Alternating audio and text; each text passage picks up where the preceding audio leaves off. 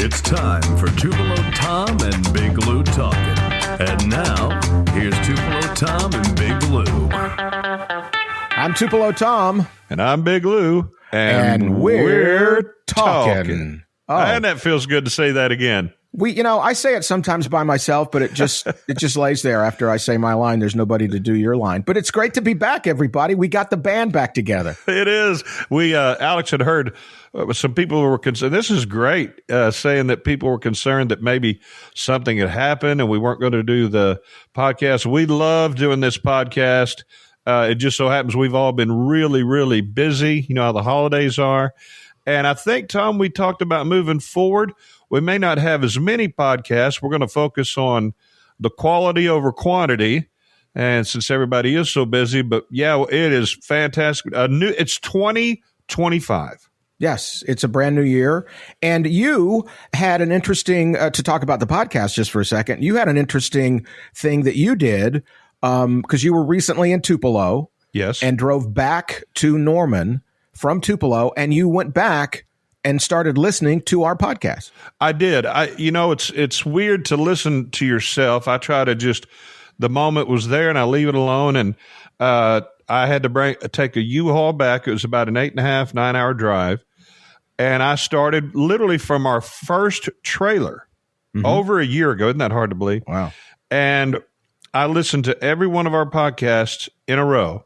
And by the time I pulled into my driveway here in Norman, Oklahoma, we were just about to interview our first interview, and that was Jerry Schilling. Mm-hmm. So I was surprised, elated. You forget about what's in the podcast, and I loved it. I loved it, and it kept me awake, and it was funny and engaging. And I tell you, Tom, I was proud of it, and the job that Alex has done editing this stuff is miraculous. So it was a great listen, and I learned a few things, and now next step is to listen from Jerry Schilling on. Well, it's one of those things that I'm like you. I have a hard time listening to myself. I have to get far enough away from it so I'm not thinking of what I could have said instead of what I didn't say, that kind of stuff. And I just remember in our trailer we talked about there were 3 different kinds of podcasts that we listened to. That was true crime, but we didn't want to kill anybody.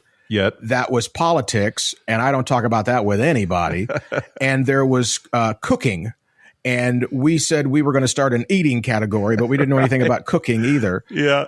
But I need to listen to ours. And the thing is so cool is over the last year or so, there have been so many young people coming into the podcast game in all subjects, but especially in the Elvis world. I'm very excited that there's so many young people with their own spin, their own angle of how to tell Elvis's story, and they seem to be having a great time doing it. And they're smart, and they're I'm just very happy that they're all in there staking out their own area to talk about. And what's fantastic is we all get along, and we all love Elvis, and we're all rooting for the other one. Yeah. And well, we are. I don't know about them. I don't know about we are. them. Alex, you were on one recently. Why don't you tell us about that? I went on with the Pink Cadillacs, Victory and Sky, and we had a great time. We talked about, my career up to this point, getting to the ultimate, trying to get that title, and also just the whole Elvis podcast game in general. And, they love what we do. We love what they do. And speaking about what you said, I think it's great. They're telling Elvis's story, but they're also not scared to learn along the way. And right. I love that. And they have built a huge community around their podcast of young people, mostly girls, but I'm in there too. I'm a fan as well. Yep. And they built a huge community. I don't know if you guys see on Facebook when they have the meetups at the guest house, but they literally fill the lobby and people are in there. They're swapping friendship bracelets and Elvis memorabilia. And it seems like what I used to hear about like 20 years ago at Elvis Week and stuff like that. So it's really cool. Yeah. Well, maybe we'll all of us will get together and have a special episode. And that would be great. Could you imagine an Elvis podcast meetup crossover for us episode. And the Pink Cadillacs? That'd be great. We need to do it like the time that Murder, She Wrote was on Magnum PI. That kind of like crossover episodes. And the Pink Cadillacs just said, "What?" He wrote exactly. What? Yeah, exactly. Yeah, that's. But hey, we claimed out our area, and it's Ironside and anything newer than Ironside. So we own that category. Oh. And we'll put a pause in right there so people can go Google Ironside to see what it is I'm talking about.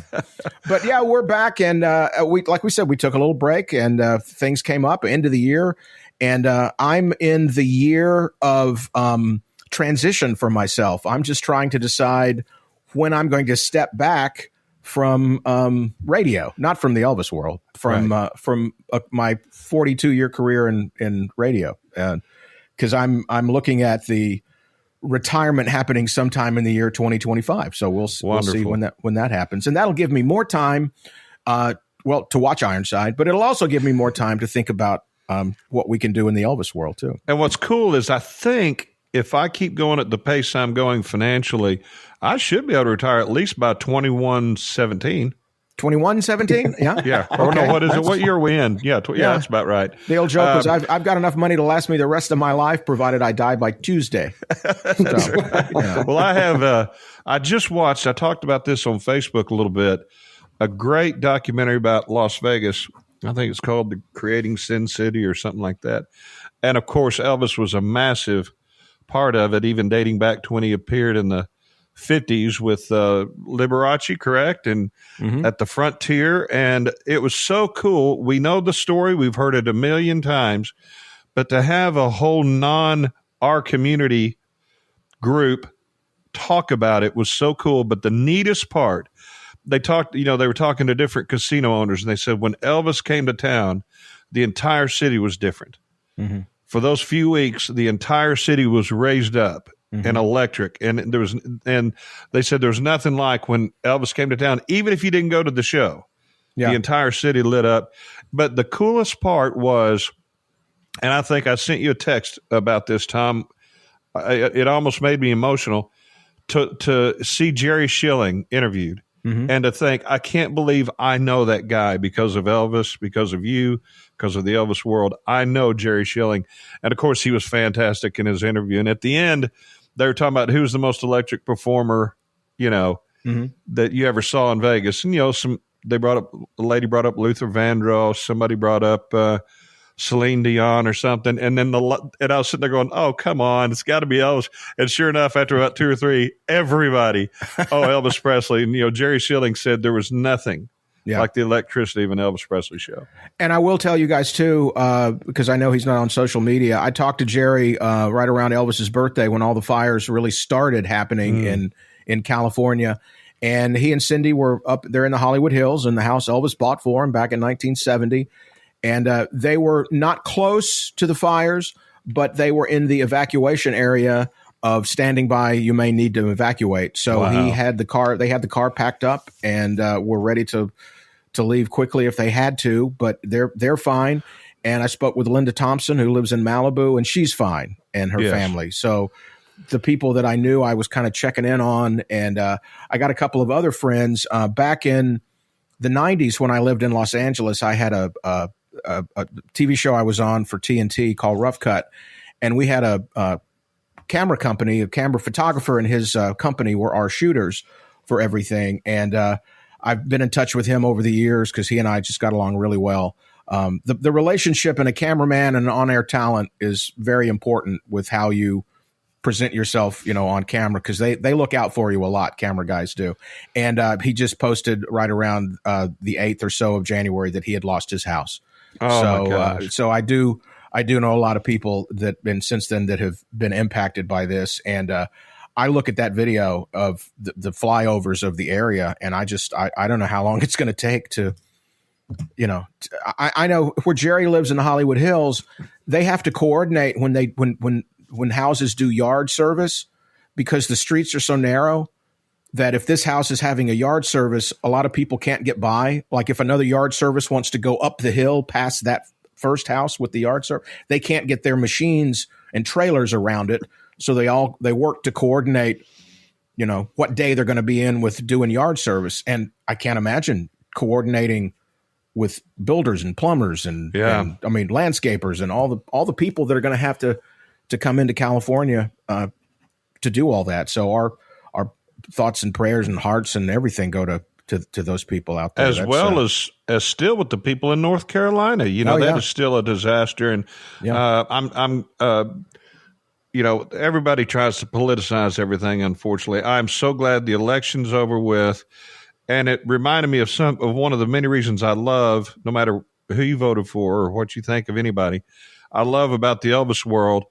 We don't have Democrat Elvises and Republican Elvis fans. Everybody's an Elvis fan. Now you have your non-ETA fans and your ETA fans, and if the non-ETA fans would just go see an ETA, I think they would love it. But that was one thing Jerry talked about in that documentary. They were bringing up, they were calling ETAs impersonators, and Jerry said, "Listen, like Elvis said, it's imitation is the biggest form of flattery." And he goes, Elvis would love it. He'd be honored that people still love his music that much. I thought that was pretty cool. Yeah. That's one of the things that brings people together. And like you always say, I think the best argument is if you haven't, if go see one, if you don't like it, that's fine, but don't speak to it. It's kind of like my, dad did to me with Brussels sprouts. Like, I don't like Brussels sprouts. Have you ever tried them? No, sir. Try them. And I tried them and I hated them. He goes, okay, now you legitimately don't like it. Okay. Right. He said, before you just didn't like the concept of a Brussels sprout, but now you truly don't like it. So Tom, I've kind of just been, we've had a lot of festivals. I had my Helen Festival, Jeff Lewis and Friends, which was great. So much. It was my favorite one by far. And then it was the first time I've been to Helen where, I was 115 pounds less than the last time I was there. I felt great. My voice felt great. I was healthy, able to walk around, and I just enjoyed it so much more. And the guys, of course, were great. You were great. Jesse did a wonderful job with the daytime shows. Oh, yeah. We'd switch some things up to make it different. And it was so cool how many people were there that were younger. Yeah. And they knew every lyric and they were just having a blast. And I got to know some girls. It was their first time in Helen, and they were so much fun, and they really brought an energy to it. And it was great to see at one point during the daytime shows, ages probably 18 to 70. And they're all just all the women are standing by each other and just dancing and singing together. It was, gosh, just Elvis doing it again for us. And then, of course, we had the great festival in St. Simon's. You were there. That was your first one. That was a wonderful time. And then I believe you just got back from Memphis. Tell us a little bit about that. I was at Elvis' birthday, the 90th birthday, and had a great time. There was one little bit of news we got going into the weekend that Pat Dunn had been involved in an accident and had been injured, and he's on the repair. So we're thinking about him and just praying for him, and just a great guy. He and I have a great love of theater, and we have this wonderful. Nobody can give it to you like another theater person when you're on stage, and so he and I have a lot of fun. And I think we did dueling Shakespeare's one year at Jeff Lewis Festival in Helen because every actor has to have memorized at least one Shakespeare monologue, and he did his and I did mine. So we had dueling Shakespeare monologues. But yeah, Elvis birthdays. What I love about Elvis birthday, and I've done it for years now, hosting events. It's the smaller version of Elvis Week with fewer people and events that are just really kind of nicely organized with that in mind, with because a lot of things happen in the theater there at the hotel, and if you can stay at the hotel, it's kind of like we talk about it's like a cruise vacation. You're kind of all in the same building together, and you don't have to leave, and so it's just a lot of fun. We had Andy Childs was across the street at the big stage with some shows. Richard Sturban from the Oak Ridge Boys was there and performed, and Larry Gatlin was there and performed, and Estelle Brown was there, and we had conversations. I had Estelle on stage, and had a lot of. Bill Superfoot Wallace was there, the martial arts guy from the 70s that worked with Elvis on The Last Gladiators, the movie that they were working on, documentary they were working on together, and just a lot of great stories. I got to interview for Video Archives for Graceland, Larry Gatlin, who had wonderful stories about his songs he wrote for Elvis, "Bitter They Are," and "Help Me," and it's just amazing the impact that they still have talking about Elvis and what he did for them when they were younger. And also Richard Sturban, who was a member of the Stamps. And he really told the story about he had just gotten the opportunity to join the Stamps. He'd always wanted to be with the Stamps. And within a year of being with Elvis, he got an offer to go to the Oak Ridge Boys. And he said, I was at that crossroads. Like, I could sing on stage with Elvis. I've been doing it for a year. I always wanted this, to stand next to J.D. Sumner. But I've got an opportunity to go with this gospel band over here, this gospel group that's going to be breaking away, and they're going to try to do, pop country music. And he ended up going with, and it was a pretty good choice. Yeah. Being a member of the, and he talked about the honor of being in the Country Music Hall of Fame and having the Oak Ridge Boys plaque just across. He says, you can stand at the Oak Ridge Boys and see Elvis's plaque. And he goes, we're still in that, we're in the same business, but we never thought we'd be in the same room together like that. Yeah. He's honored by that. So I love talking to those guys. I grew up listening to the Oaks. I'm a huge Oak Ridge Boys fan. And Larry Gatlin and I got along really well because we know all these old Grand Ole Opry jokes from Little Jimmy Dickens. So we had fun doing that. And then I came back from Elvis' birthday and got some kind of cold that's going around. And I think I'm on my second or third week of having that. So I don't know how I sound out there, but to me, I sound like I'm in a hole somewhere. Well, you kind of are probably, speaking of Richard Sturban, I think one great thing about having a cold is you can do that. It's a lot easier. But that's true. He's definitely, his voice is a part of one of the most famous country records of all time, Elvira. And then Larry Gatlin, don't even get me started on him. He is top. You got Elvis. I've talked about some of the gospel guys, but Larry Gatlin is certainly my top 5, if not my top 3. Not if you just take his songwriting alone. Yeah. And but his voice is just, oh my gosh. I mean, Done Enough Dying Today and all those great songs, of course, all the Golden California. But I got to talk to him on the phone one time. And I remember he said, Ray Price told me one time that when you're my age, you got to use the bathroom. You already did.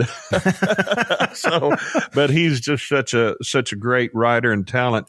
And, I believe we have a little bit of some audio that you picked up, some cool audio. Well, it's interesting. I wanted to also hit on in talking to Larry Gatlin.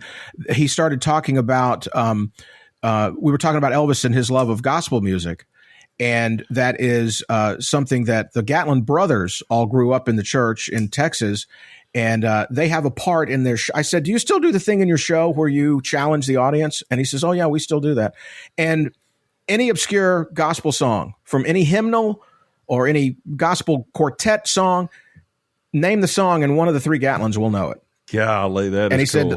said we've hardly ever been stumped. That he cool. said we just grew up in that music. And I said, well, Elvis would have, love to hang out with the Gatlins and sing gospel music. So right. He was a lot of fun to talk about. And while I was there, the word came out that Baz Luhrmann, the director of the Elvis film, had been hanging around Graceland earlier in December.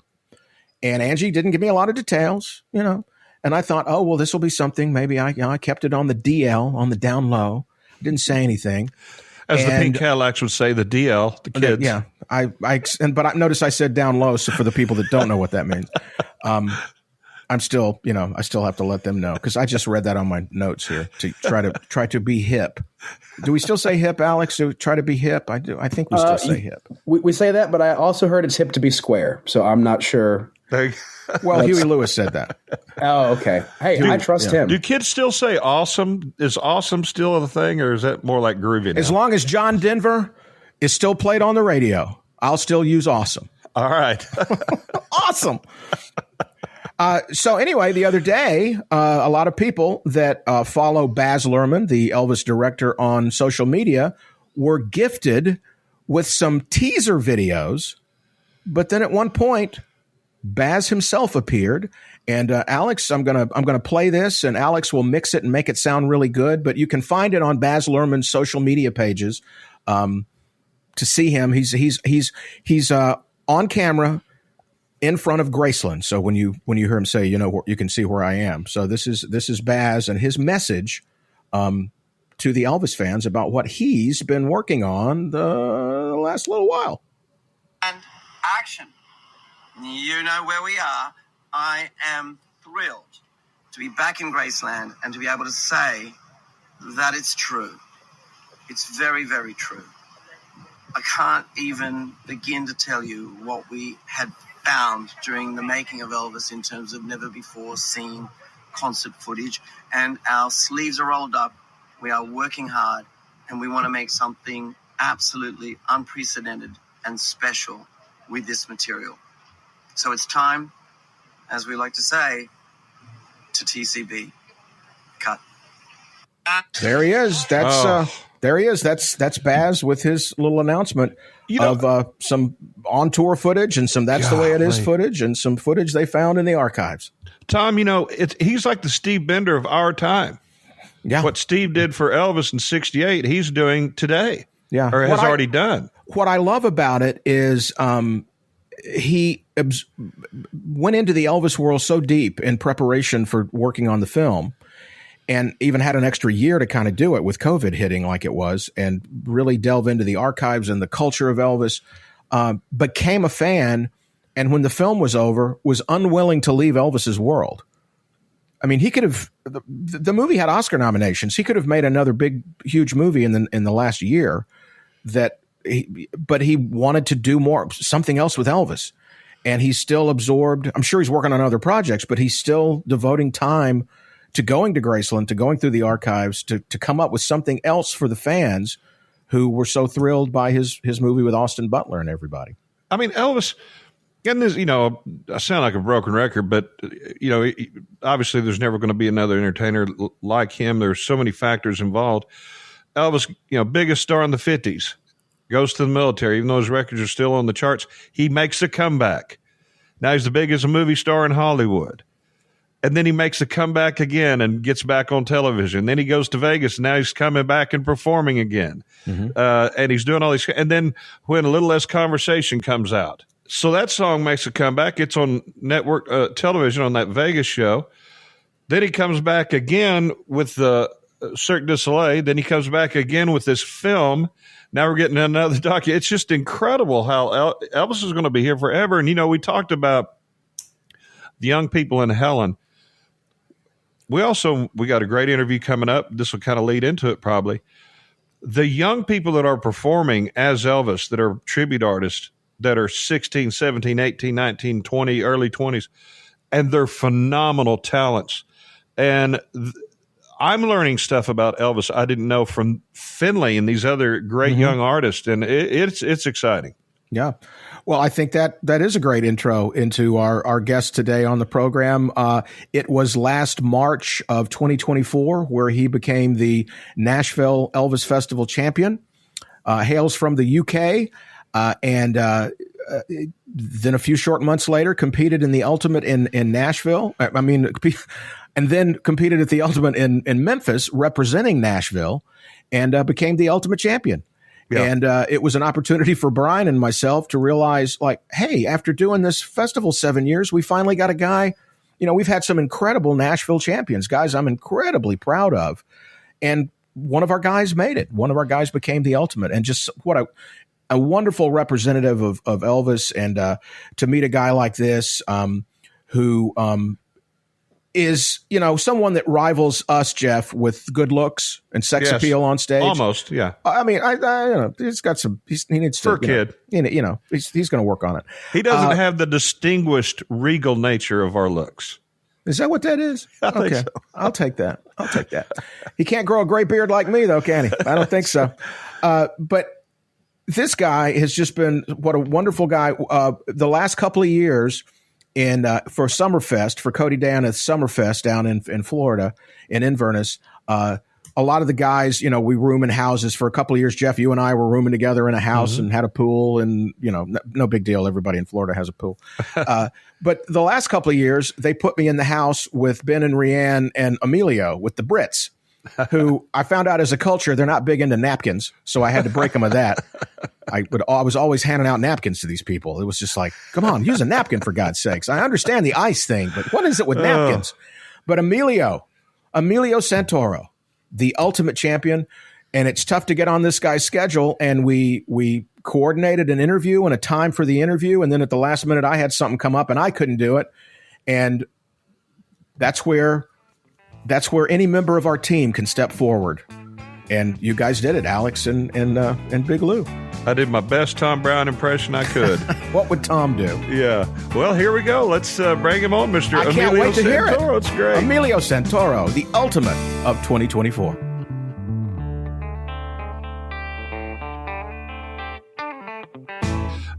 We have a special guest, ladies and gentlemen, the 2024 Ultimate Elvis Tribute Artist Champion, Emilio Santoro. Emilio, how you doing? All the way from England. Emilio Blue Moon Santoro, and I'm talking.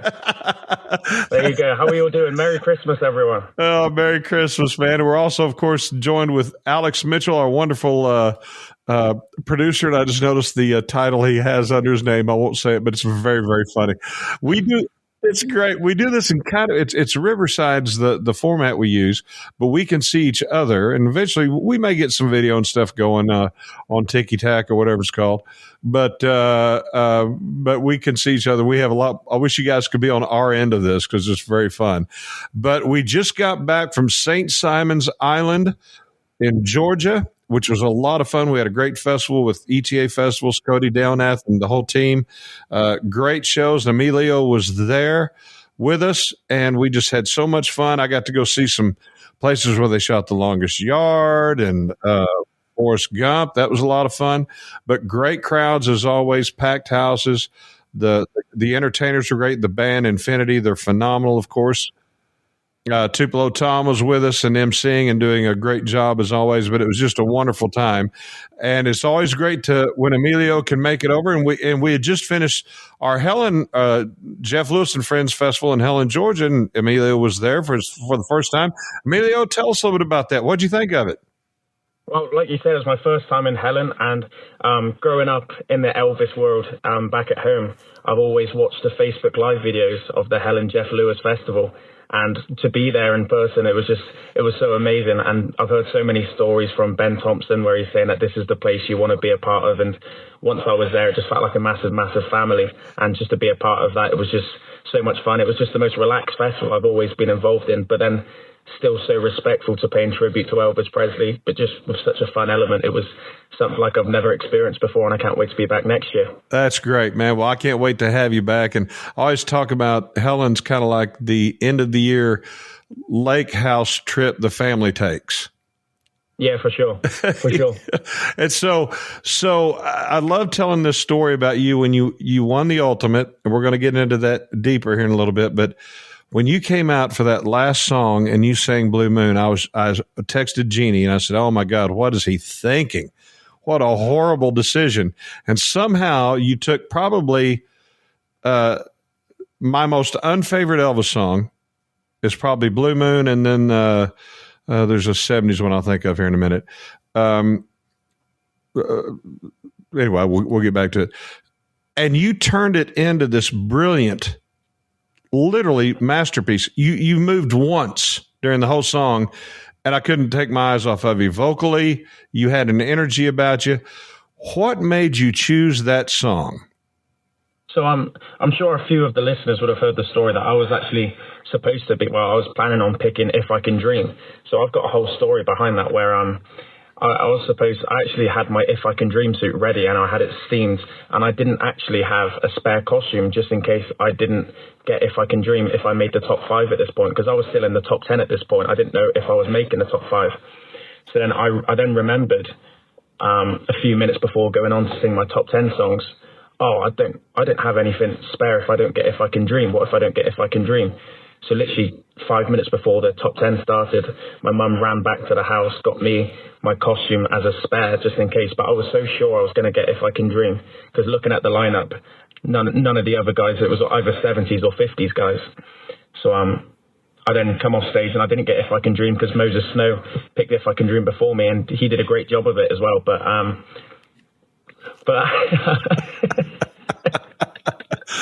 oh my goodness.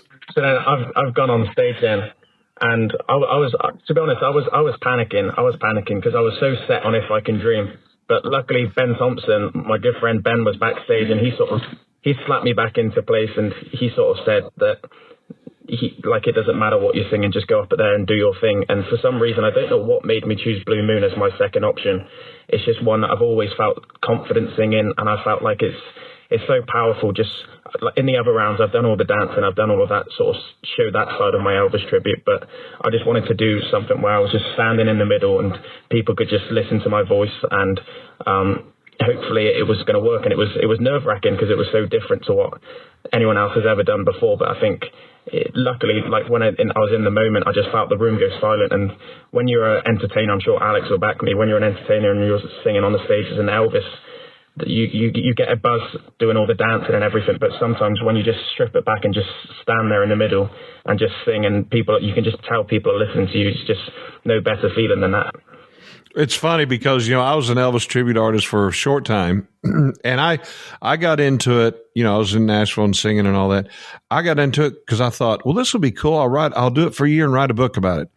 And if you'd have told me that, a decade later, this would be how I'm making my living in the Elvis world, I said you were crazy.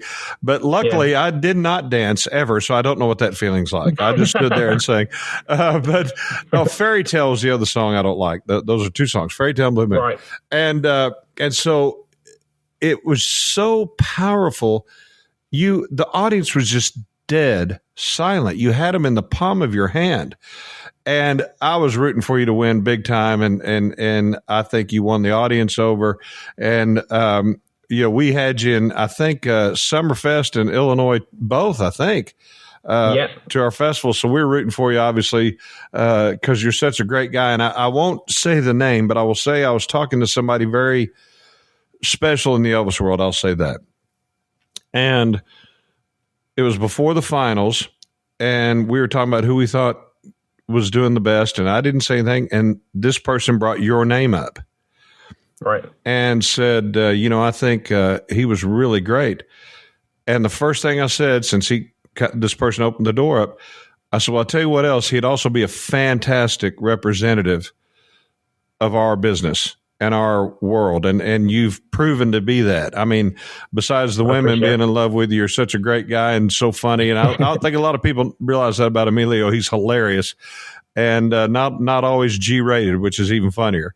But so tell us a little bit about your history with Elvis. When did you first get into him? How old were you? When did you first discover this guy that has made our lives so much better?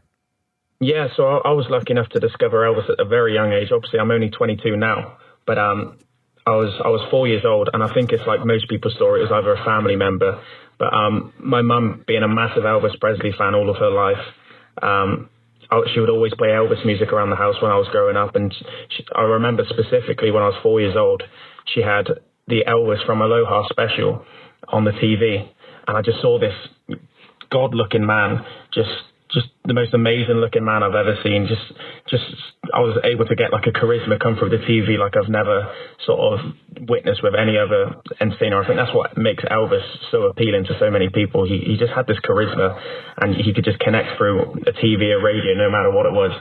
But I remember seeing it, and I picked up the nearest TV remote controller. I don't know what you guys call it, remote controller. Do you say that in the remote? States? Yeah, right. But I was trying to mimic everything he was doing, the dance moves, the lip, the way his hair was. And then that next Christmas, I actually wrote to Santa, and I said, I want an Elvis Presley jumpsuit. And luckily, Santa and the elves came through, and I got my Elvis Presley jumpsuit. I entered the school talent show at 4 years old. All of my friends were dancing to Gangnam Style or trying to play the drums or singing. I dressed up in a jumpsuit singing Burning Love, and I given out scarves to the old ladies and giving them kisses on the cheek. So I've never looked back since, but I'm absolutely loving where this journey's taken me, and Elvis has made me meet so many amazing people along the way as well. Well, I used to like you, Emilio, until I realized that you were 4 years old in the year 2004. Yeah. If I'm having this great, oh my gosh. I was 2 years old in 2004. Okay. Oh my gosh. And I saw Elvis in 1977. So there you go. And what were the dinosaurs like back then? Yeah, exactly. The T-Rexes were a mess. I had to run from them. But that is so great. And so you were kissing the women way back then like you do now. You don't give out scars because you do the 50s act, but I love your bit. I don't give out scars, but I give out kisses. That was a great line. Exactly. You have to give out something. So I think that plenty of kisses will do. So when did you first learn about the tribute artist world, that it was an actual community out there? Yeah, so I would always go to my local theatre from the age of about 5 years old then. And I remember the first Elvis tribute I saw was, I'm sure you guys know him and love him, a guy called Mario Kombu. Oh, yeah. Mario's great. He's a great, great friend of mine now, but he was the first ETA I saw when he come out and did a meet and greet after the show. And he saw me dressed up in my gold lame jacket I had made for me by my auntie. And he just made such a fuss of me, and it just made me want to sort of be a part of that and just want to sort of be on the stage, sing these songs. So then I was going to all these theatre shows, and then I heard about the festivals until I was about 13. So there was a long break before I actually realised that there was a whole community out there for the Elvis festivals. I attended the Porthcawl Elvis Festival when I was 13 in 2016. I sung a few songs there, and then just ever since then, it's just gone absolutely crazy. I've started finding about all the UK Elvis festivals, and then I was on Facebook then, and then I was finding about people like Alex Mitchell, Cody Darenath, all these great ETAs overseas, and then I've seen so many amazing festivals, and it's just crazy how quickly it's gone now. I feel like an old-timer in the business. I know you've been doing it, for a long time. Mario, by the way, those of you who have not met Mario, what I've said about Mario in the past is if you don't like him, you just don't like people. He's such a great guy, and so talented, and a great representative for our community too.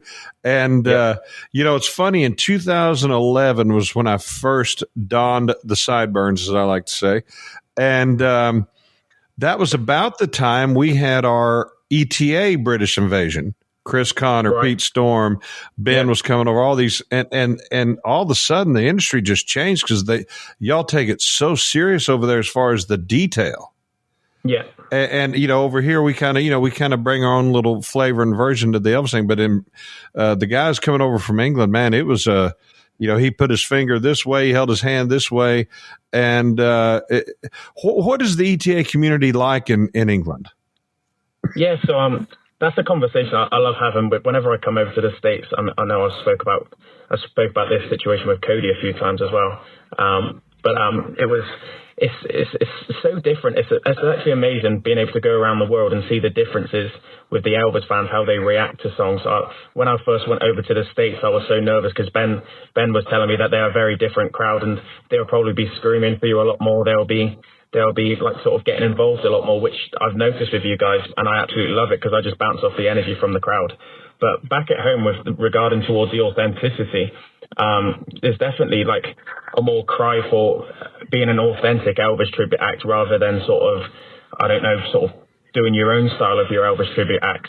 However, I think personally, for my tribute to Elvis, I just like to have the perfect sort of mixture. I always try to stay as authentic as I can. I always like to say if it's a song like Hound Dog or a song like, Ready Teddy, where there's professional recordings and famous recordings, whereas the Ed Sullivan or the Milton Berle, I'll always try to recreate that as best as I can. However, like if it's certain other songs, I always try to add little bits of myself in, whilst having the Elvis flavor to it as well.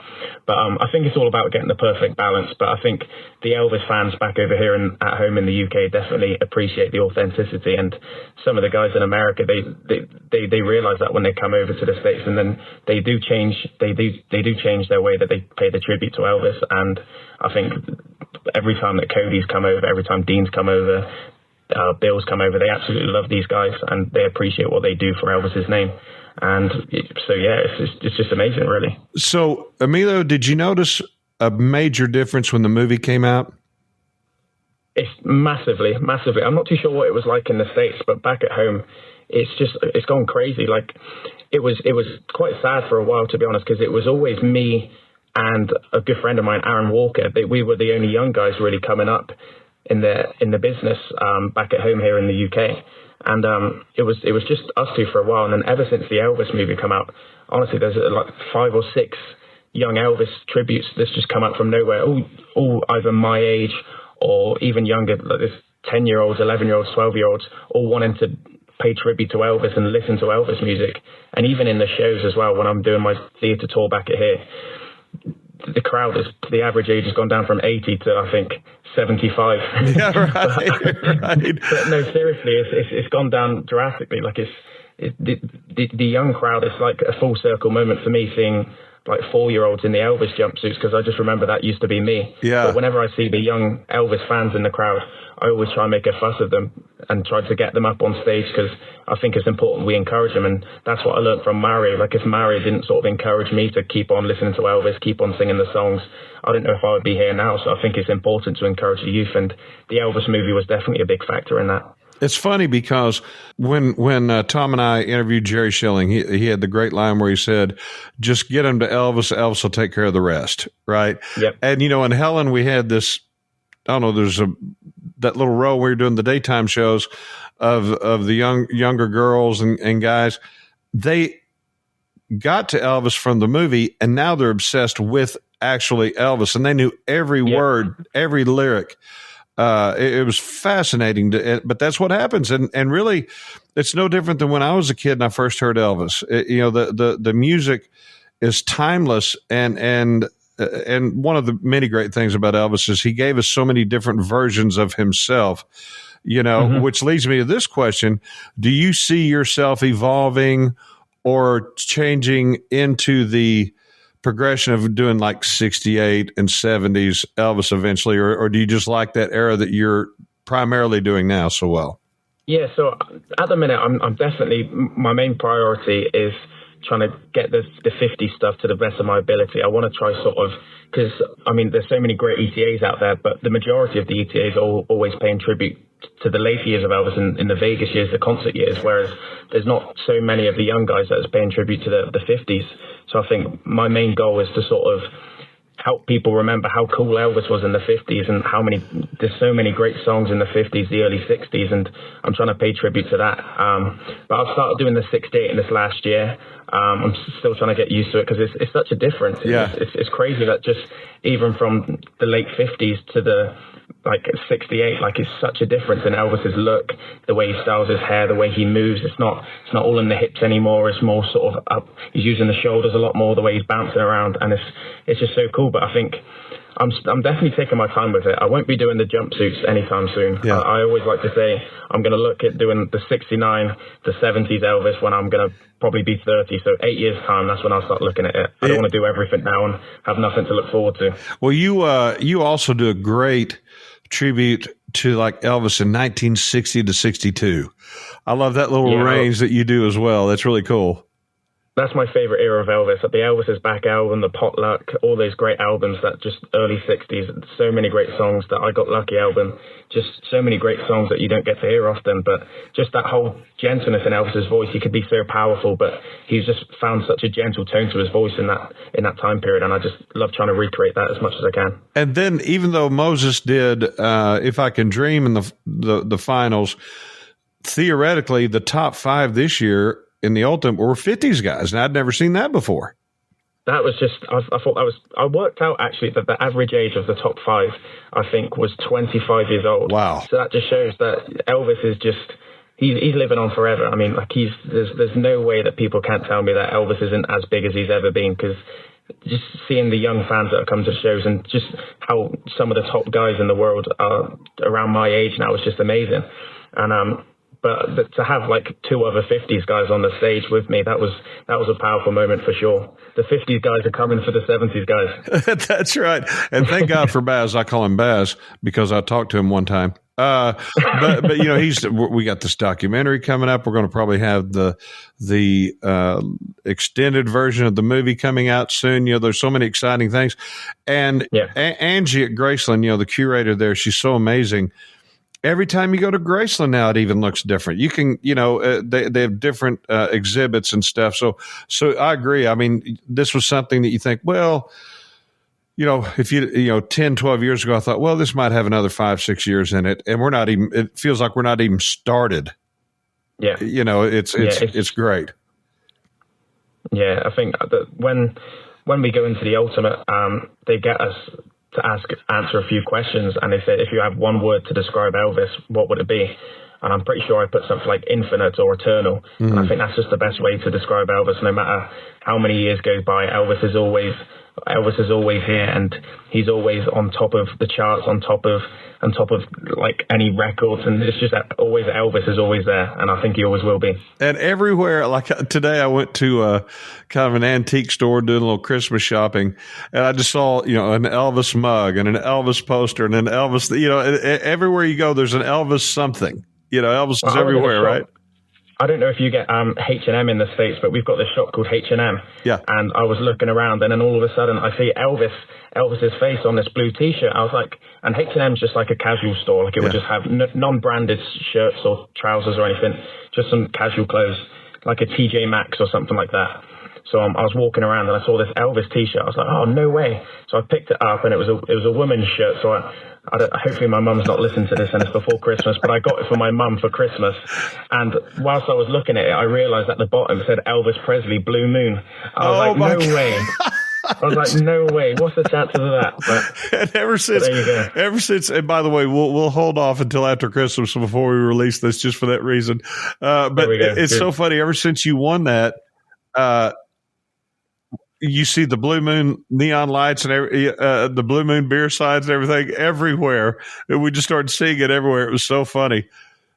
Oh, it's been haunting me ever since, that's for sure. It just seemed like that whole month after winning the Ultimate, no matter where I went, I was just noticing some Blue Moon. And even 2 days after I won the Ultimate, all my friends in the States were messaging me with the news saying that there's a super blue moon in the sky, which is literally appearing in a few days after I won it. I was like there's just, if that's not a sign, I don't know what is. But right. It's crazy. So when was the first time you visited the United States? Was it to do an Elvis event?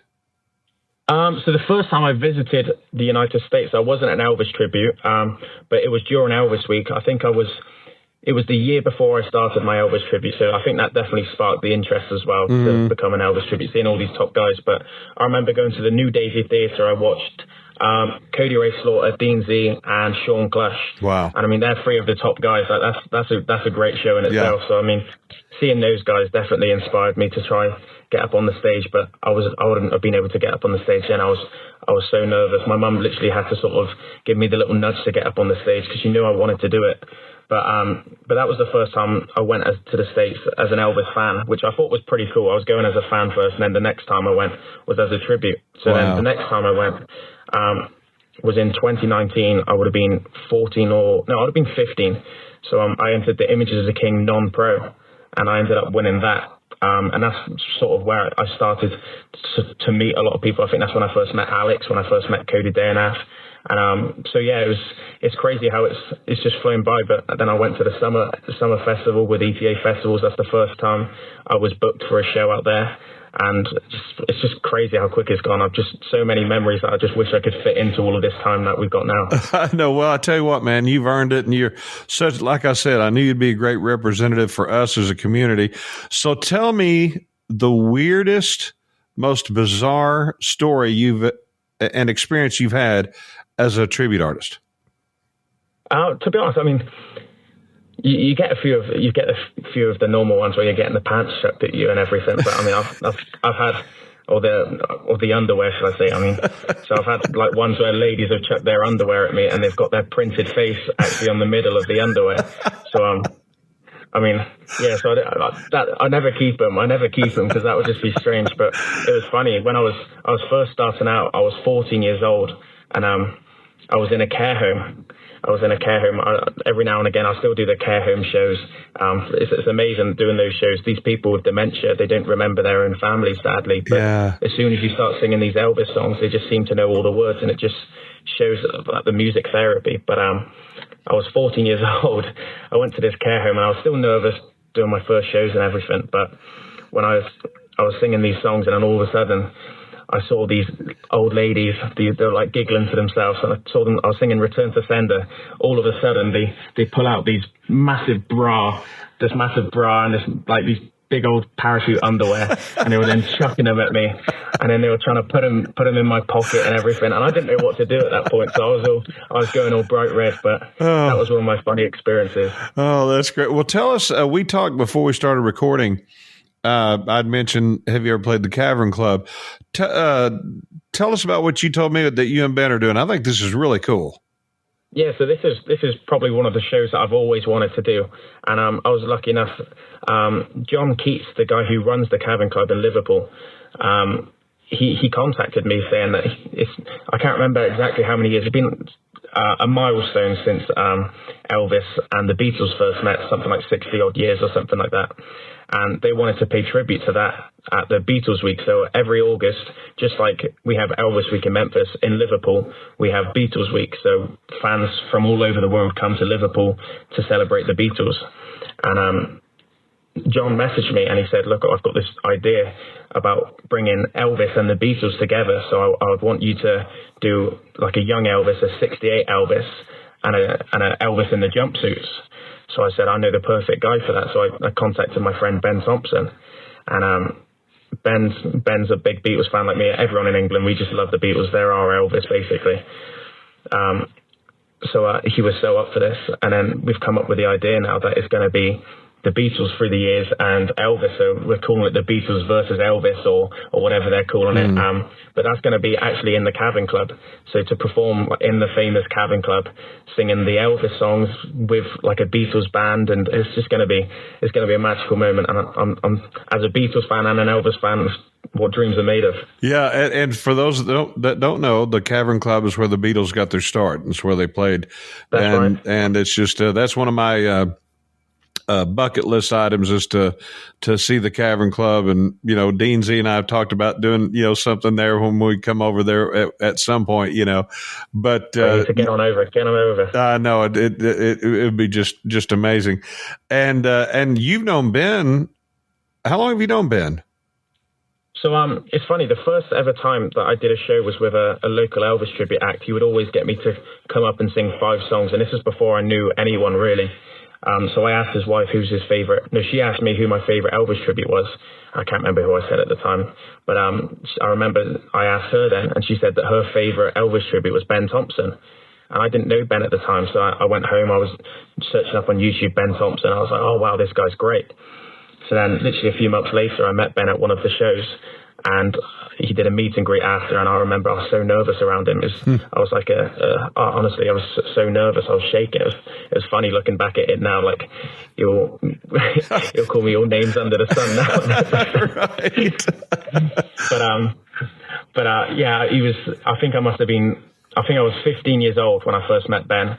And he just gave me some of the best advice, like we were speaking about earlier. He gave me some of the best advice, and I still remember it to this day. He said, make sure you don't rush it now, because if you do everything, if you do all the eras now, you've got nothing else to look forward to in your later life. So I think that's what I've always had in the back of my mind. So I think Ben's always been a great supporter to me, and he's always a guy that I've always gone to if I need any advice with anything, and he's always been sort of like a big brother to me, so I'm always very appreciative of him and his lovely wife Rianne as well. Well, be careful, because Ben's an idiot. I can't stand him. But no, I can't say any bad words about Ben. Obviously, I love Ben to death. Everybody knows that. He's one of my best friends, and we hit it off from day one. And he tells a funny story about, I didn't recognize him, I think, the second time I saw him, and I just kind of blew him off at the Hard Rock or one of the after parties.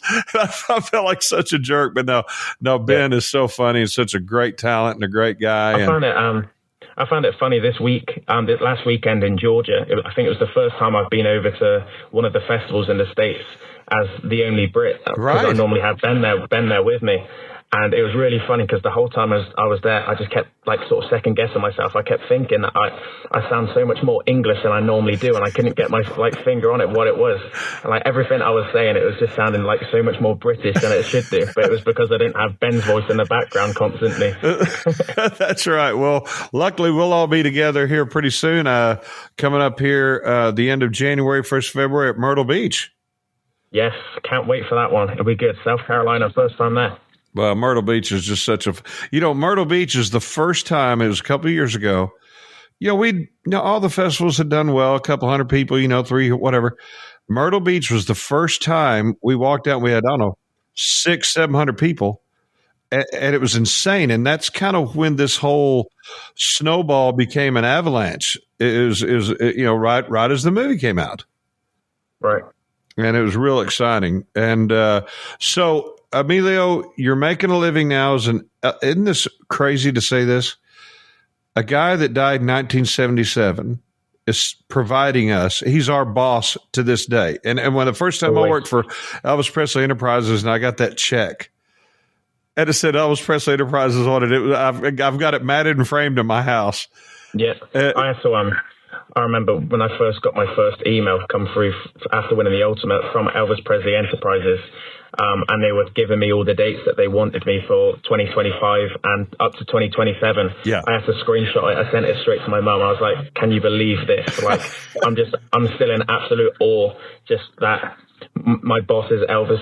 Elvis is always my boss. He's always been our boss. But to officially have the show to be endorsed by Elvis Presley Enterprises now is just, it's the closest thing I'm ever going to get to a thumbs up from Elvis himself. So it's a special thing for me personally. It's fun too. I don't know how many of the people that you've met, like Linda Thompson, or people that were involved, DJ Fontana I became friends with, all these different people.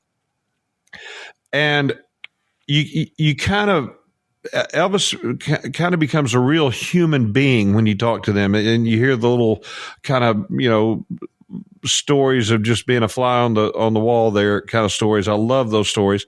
And I remember Linda saying to us that he would have loved this because he didn't know isn't this crazy to think about? He didn't know if he'd be remembered or not. Isn't that crazy to think about now? It blows my mind.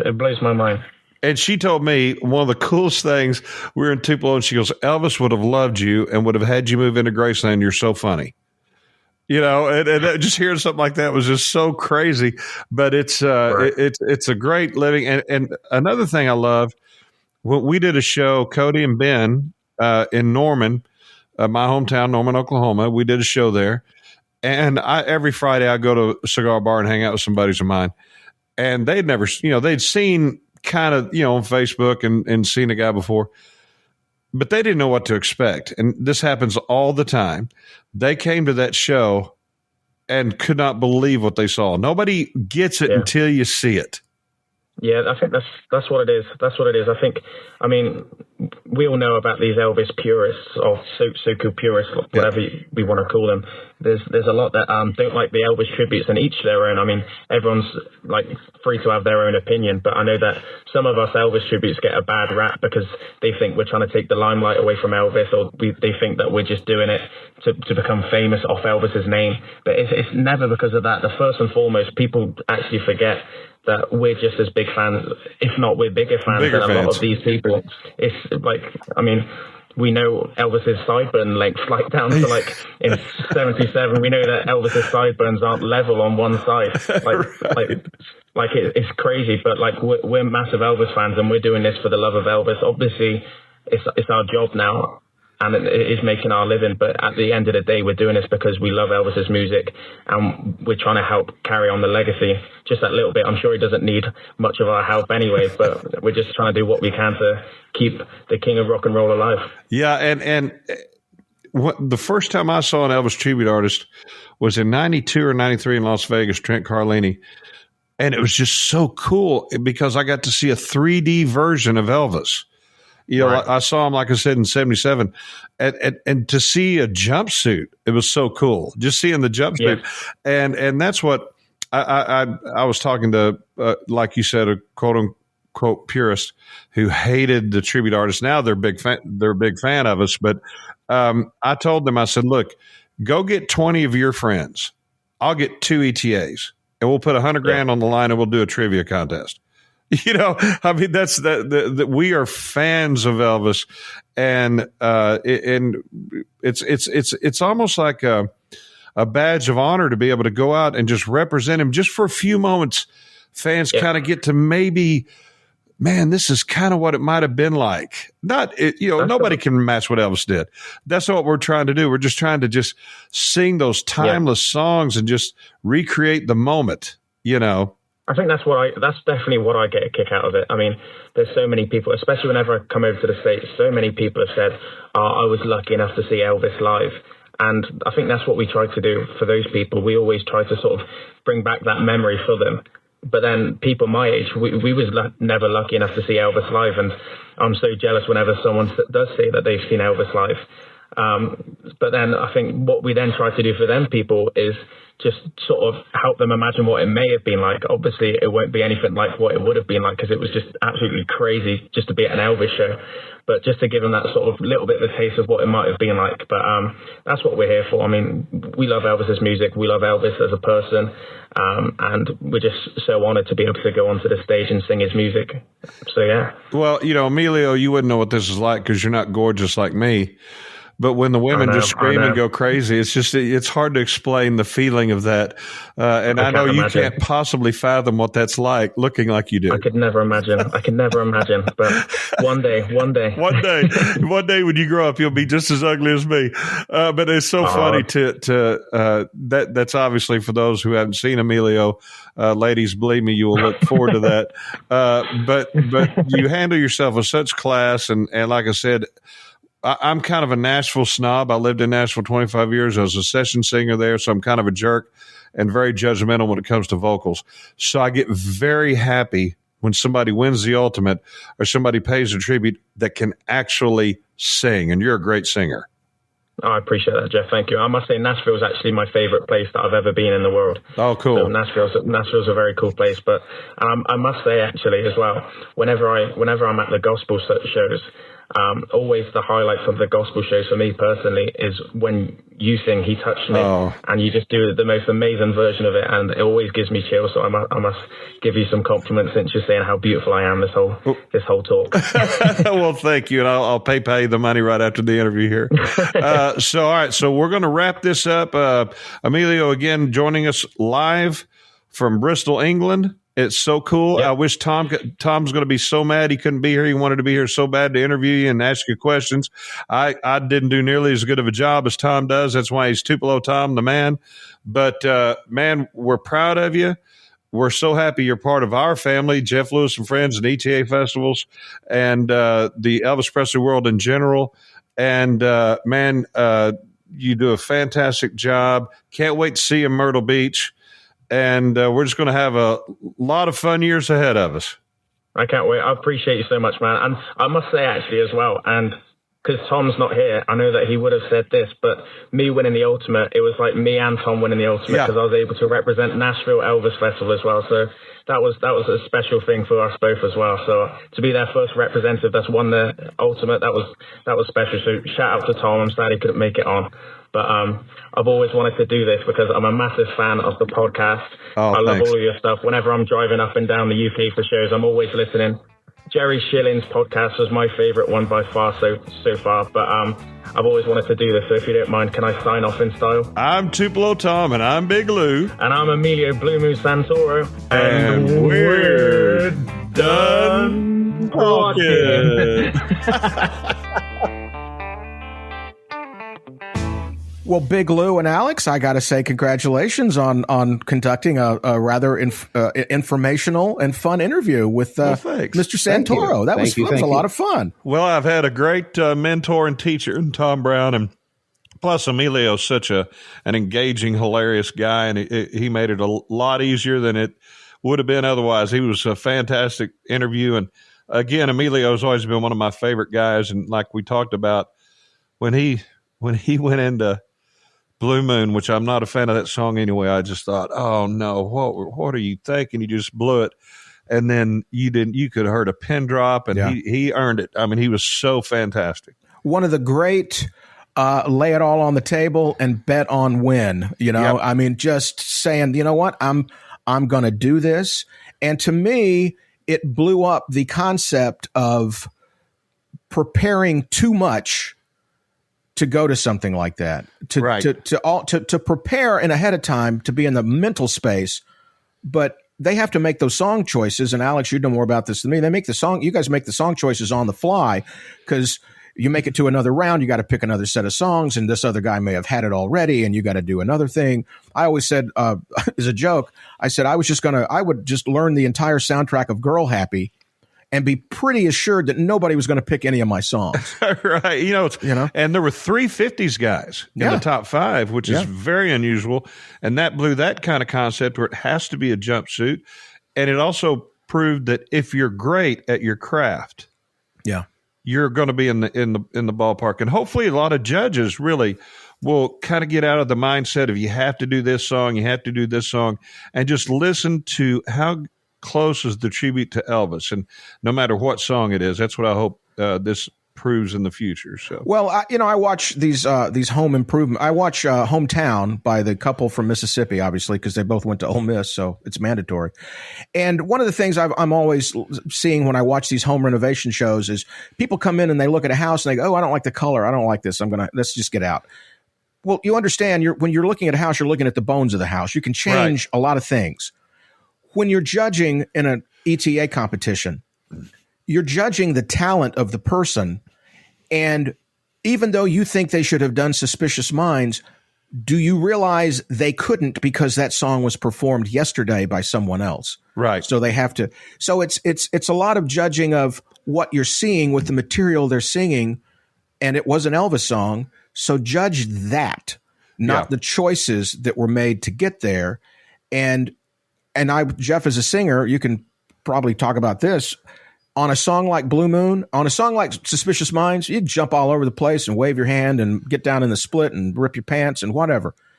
On Blue Moon, there's nowhere to hide. That's right. You are standing at the microphone. And when I went back and watched the replay of him singing Blue Moon, when he just did a little lean out from behind the microphone, like a minute and a half in the song, it was the only physical move he made. It was like, oh my God, that was amazing. Yeah, it was powerful. There's nowhere to hide on a song like that. That's when you're a singer, and that's when you're a performer, and that's when you're an entertainer. That's right. What a great representative for our business. I love it. And congratulations, Emilio. Very happy for him. And just as a nice little segue, the Nashville Elvis Festival coming up March 13th through the 16th. Details at NashvilleElvisFestival.com. Emilio will be there not only representing last year's returning Nashville champion, but he will be bringing the ultimate performance. You get 2-in-1 with Emilio. You get Nashville's champion and the ultimate champion. We're going to have Dean Z's going to be there. Ben Thompson's going to be there. Cody Daneth will be there. Also, the Diogo Light, who hasn't been seen around these parts in a while. We're very happy to have Diogo with us in Nashville. Alex Mitchell, I believe you're going to be there, my friend. I'm so excited. Yes, I will be there. I'm so excited. And that Sunday is my birthday. So I'm very excited about that. Oh, you have made a big mistake in telling us that, Alex. and so in addition to Alex being with us, Michael Culfer is going to be on hand for Nashville. Chris Patty's going to come out from behind the keyboards with the Infinity Band and going to do a little tribute to Sinatra. We have kind of a fun all-star show of some people bringing some alter egos on stage. Alex may or may not have a microphone like Garth Brooks. I don't know. That's possible. Jeff Lewis is going to be there for our after parties at the wonderful hotel, the Spring Hill Suites right there in Franklin. And Jillian Cardarelli will be on hand, who has been our guest before. Larry Strickland is bringing us some gospel music on Sunday morning from the Stamps. And of course, we couldn't do it without the Infinity Band, Radney and the gang of people from the Infinity Band. And we've kind of switched things up this year. So pay attention to the schedule. Our finals will be on Sunday night now. They traditionally had been on Saturday night, but now we're going to have the finals on Sunday night so we can kind of just have fun all weekend. And Dean Z is going to be our headline show on Saturday night. So we got a lot of stuff planned for Nashville on March 13th and 16th. But coming up a little sooner than that, we're all getting ready right now as we record this to head to Alex's house. We're all staying at Alex's house. Yeah. Oh, yeah. The Myrtle Beach Elvis Festival. Yeah. Tell us about that, Alex. It is January 31st through the February 2nd, and it's the Greg Rolls Theater, who's our presenting sponsor, as well as the venue. It's been completely renovated. It used to be the Eddie Miles Theater, and it's the last place that J.D. Sumner performed. Wow. So little Elvis connection there already. So we're really excited about that. That's incredible. And I love being in a real theater, like a theater with theater seating and that kind of stuff. I love all the venues. It's always fun. The venues bring their own energy to an event. And it's fun to be in Myrtle Beach because you guys in Myrtle Beach have a lot of theaters and a lot of performances. So you get a lot of people from all over in Myrtle Beach. Oh, absolutely. And I think you had snow recently too, didn't you? Oh my gosh, yes. So I got home from Pigeon Forge and it was snowing there. And we came home and we started snowing on the way home, and it snowed for like 2 days. And we had to go to Florida for a show down there with Cody Dayanath for Habitat for Humanity. And we got back, and there's still snow and ice on the ground. It's slowly melting. So by the time everybody gets here for the Elvis Festival, it'll be fine. Nobody needs to freak out because it shuts down here when this happens. Yeah. There's no bread or milk left. I don't understand the appeal of bread and milk sandwiches, but that's what people do, I assume, with all that bread and milk. Well, we have quite a bit. I tell you where we will not have snow, and you can go visit etafestivals.com. We are doing a cruise March 21st through the 29th. And it'll be the first time we've done a cruise, and I don't think it'll be snowing in the Caribbean. So check that out at ETA Festivals for information. It's under the tab. I believe it's Elvis. Well, it probably just says Cruise. ETA Festivals Cruise. Yeah, there you go. Yeah, so hopefully you can make it to that as well. We got a lot of fun coming up. I gotta get back to Tupelo after Nashville, do the laundry, and then head down to Florida. A lot of us have quick turnarounds leaving Nashville and heading down to Florida. So looking forward to that. And I might be able to squeeze a visit to the Space Center in there. That'd be great. One last thing on my end, Tom. You and I got to hang out for a little while last weekend. We came to Tupelo just to relax and visit with Charlie Watson and Peggy Watson. And we just had an absolute great time. And it was nice that I believe it was Saturday, wasn't it? Me, you, and Debbie, and Trish, and Steve, and Jeannie, and Faye, and Lisa. Charlie, and Peggy, and we all just got to relax and hang out together. We didn't have any work to do, and ordered some pizzas, and it was just great. I love it when I get back to Tupelo. It's fun to be in the Silver Moon when you're the only people in the Silver Moon. It is. I was a little upset though because I have a key and door was already unlocked when I got there, so I was really wanting to show out for everybody. So so I went around the building and locked everybody inside. It was great. Oh, and we also got to talk about the wrestling history of that building back in Tupelo in the 70s when I used to go to wrestling matches there and see my heroes, Jackie Fargo among them, at the Silver Moon. So it's a lot of history at that place, and we invite you if you come to town for the Tupelo Elvis Festival, be sure to always visit the Silver Moon for the after party because that's when the fun starts. That's right, late at night. So you know what, guys, we're back in 2025. Want to say safe travels to everybody going to any festivals or anywhere your little vehicle takes you. Be safe out there. For some reason on TikTok, I don't know, TikTok, Facebook, Instagram, I must have watched too many car crash videos, like dash cam videos, because they're popping up now. And I try not to watch them because I want to cycle that out of my viewing. But for somebody who drives everywhere, don't watch those videos, man. It's just like, oh my gosh, it's just the last thing you want to see. And don't ride with Steve Lambeth. Public service announcement. He's basically the Bandit meets Dale Earnhardt. No, I'm just kidding. Rubbin's racing. That's right. I'm the worst passenger in the world. Steve's really not that bad of a driver. I'm just a horrible passenger. Yeah, well, that's true too. Yeah. And but hey, you know what? You made it back to Norman. So everybody, thanks for listening. We promise not to be gone so long next time, but be sure to go back and listen to some of the previous podcasts. There's some great material in there, some wonderful interviews. Jerry Schilling among them being our first interview that we did. And we've talked to some great people, and we got some wonderful plans for 2025. Yes. So everybody just be safe, and we'll see you down the road somewhere. Happy 2025, everyone. Glad it's a new year. They got it. Alex, congratulations on your win. You can enjoy the rest of 2025 before Elvis Week now in August. Thank you. What a relief. What a relief. Yeah, I bet. All right. I'm Tupelo Tom. And I'm Big Lou. And we're done talking.